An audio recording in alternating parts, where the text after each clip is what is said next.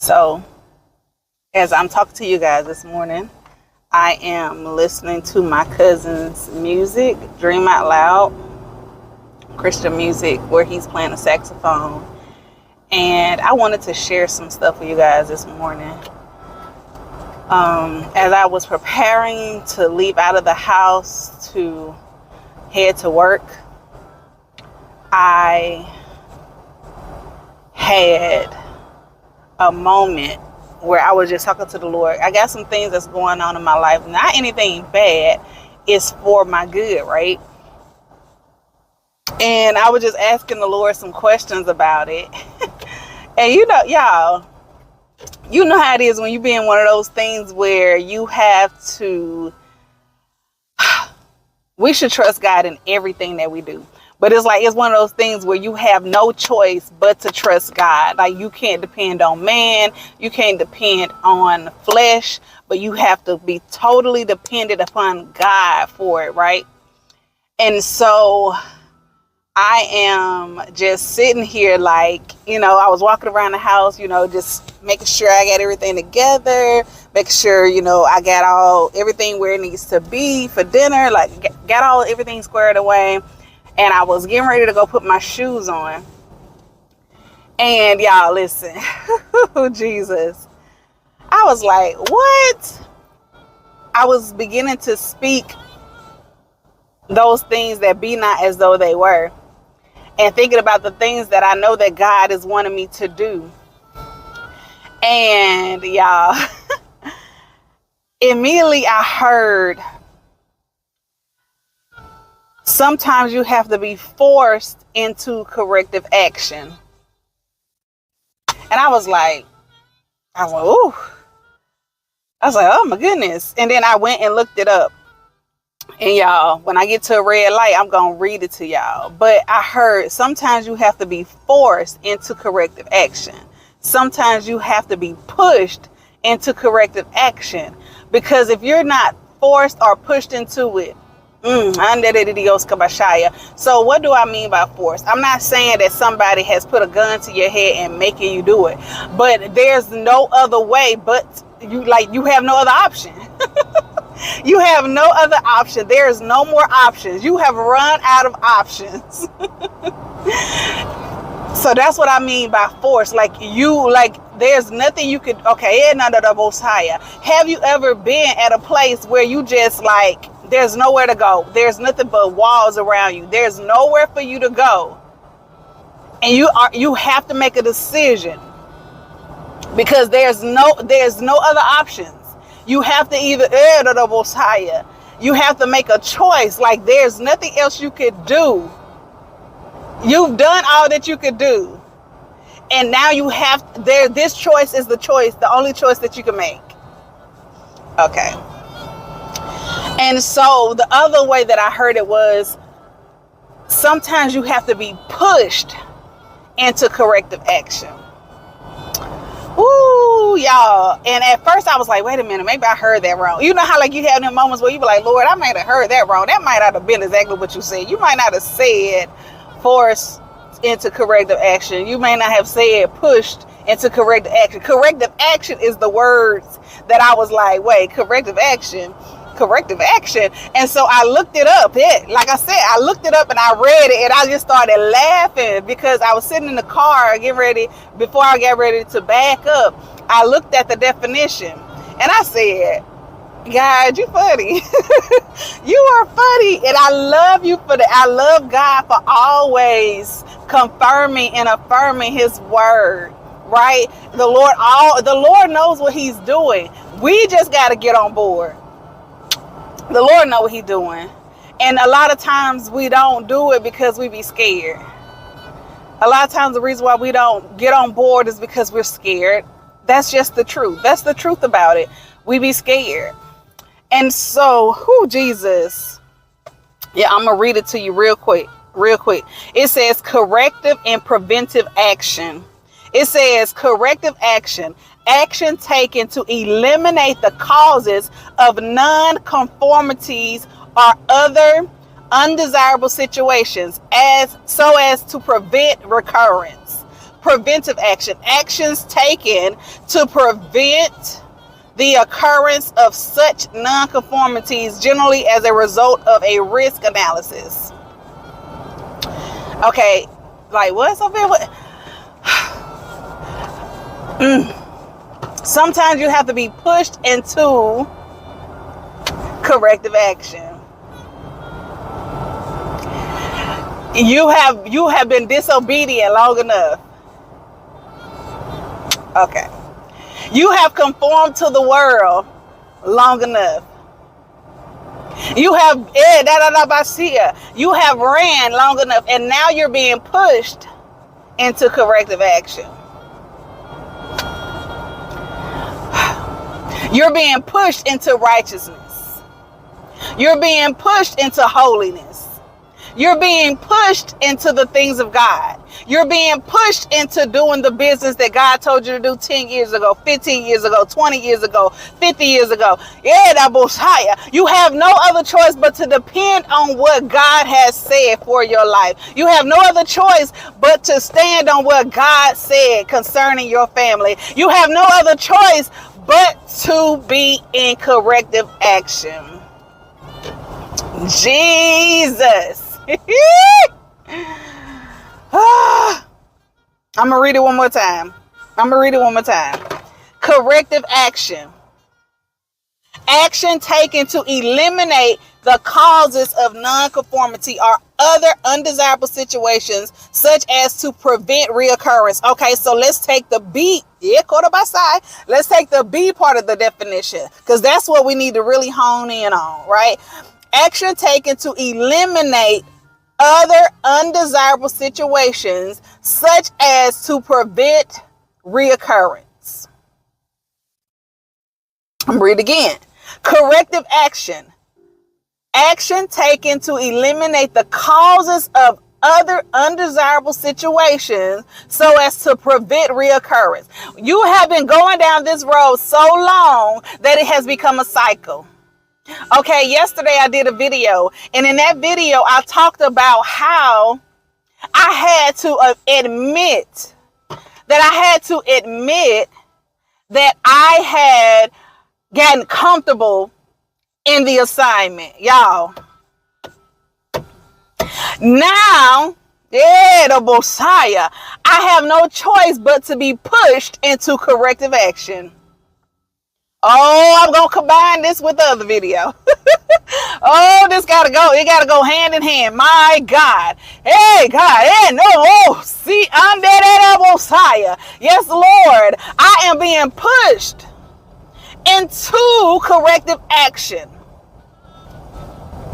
so that I no longer do the undesirable things, so that I can walk in total and ultimate obedience. Listen, you have to be pushed into corrective action. You've been dead at a Messiah. You've been doing some things that are undesirable. Oh Lord, undesirable to the things that God needs you to do. You have conformed to what everybody else is wanting you to do, who they see you as, what they see you doing, how they see you doing it. You have been out of pocket. That's how I'm hearing it. You have been out of pocket. And so now the Lord is saying, I did a most higher. I gotta push you into corrective action, because if I don't push you into it, you ain't gonna never go in. You ain't gonna do it by yourself. Oh Lord, I get it. Y'all like, well, the Lord, you have free will. Yes, you do. But the Lord is saying, your free. Let's go back to the definition. Action taken to eliminate the causes of other undesirable situations, such as to prevent recurrence. You have been consistently doing it how you want to do it, and it hasn't worked. But you've been okay with it because, hey, it works half the time, 10% of the time. And the Lord is saying, but that is not the desires that I have for you. Ooh, that is not the will that I have for you. Yes, you have free will, but your free will keep leading you to undesirable actions that keep occurring. And the Lord is saying, I don't want it to keep occurring in your life. I don't want it to keep occurring in your family. My God. The Lord said, I don't want it to. The buck needs to stop with you. It needs to stop with you. You need to be the one that says no more. Woo, Jesus. You need to be the one that says no more. Okay, I remember saying this before last year sometime. Betty White, when she played, Lord, I forgot what her character was on Rose Nylund. And she was talking about the dolphins and the whales and sea animals and stuff like that. She said, we have to stand up for our rights. We have to say it.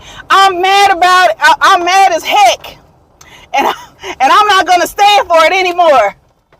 And so we have to, under the Messiah, we have to come to the realization that we have done some things that have been undesirable, that has been under the Messiah, that has been out of the will of God for our lives. We have to come to that realization. And when we come to that realization, we will understand that where God is taking us, no man has ever gone. No one has ever been there before. Okay? And so you have been, you're called a Messiah. This is your confirmation that you have been pushed into it. I know, Namasia. Yeah, you are in a place where you just uncomfortable and you're not sure and you don't understand. And you're like, God, what are you doing? God said, I have pushed you into corrective action. So I love you guys. I pray that this was a blessing to you, and I will talk to you again soon. You have been pushed into corrective action. You have been pushed into corrective action. You have been pushed into corrective action. Oh, Lord of the Messiah. Oh, my goodness. Do not despise small beginnings. Oh, Korabasia. Do not grow weary in well-doing, for in due season you shall reap a harvest, my God, and not just any kind of harvest, but a mighty harvest, my God. Yes, Lord. Hallelujah. Yes, Lord. Oh my goodness. Hold on, my God. This is your confirmation that you have been pushed into corrective action. Jesus. God is so magnificent and God is so awesome, y'all. And I am just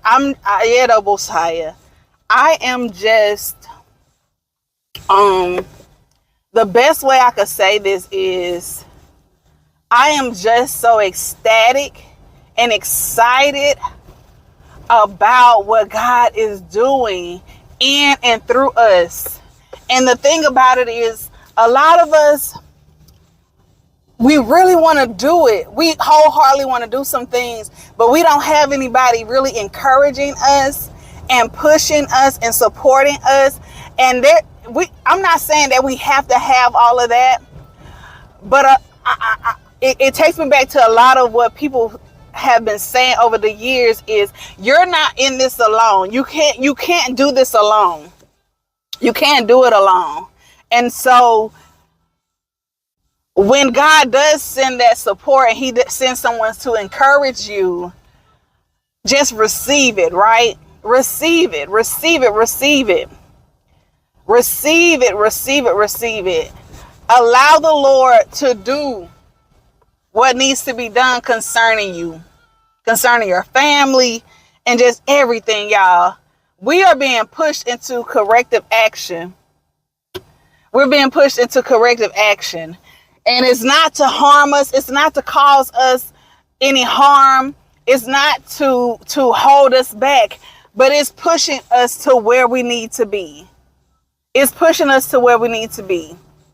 Lord, it's pushing us to where we need to be, to where we need to be. The corrective action is causing us to have to be, oh my God, let me calm down. It's causing us to have to move in the things of God. Like there's no other choice. There's no other option for you but to do the things of God. And so I'm excited about it. I pray that you're excited about it, because God loves us and God wants us to know how much he cares about us. And so we have to begin to sit down and be like, okay, Lord, this is what you're saying. I need to get on top of that. Because the Lord is good. The Lord is mighty. And yeah. So get ready. Get ready. Get ready. This is to encourage you. For I know the plans that I have for you, saith the Lord. Plans to prosper you, not to harm you. But there's an expected end. There's some mighty things. There's some mighty things that are going to come out of this being pushed into corrective action. There's some mighty things. Mighty, mighty, mighty things. Okay? So I love you guys. Be blessed, and we will speak again soon. All right? Bye.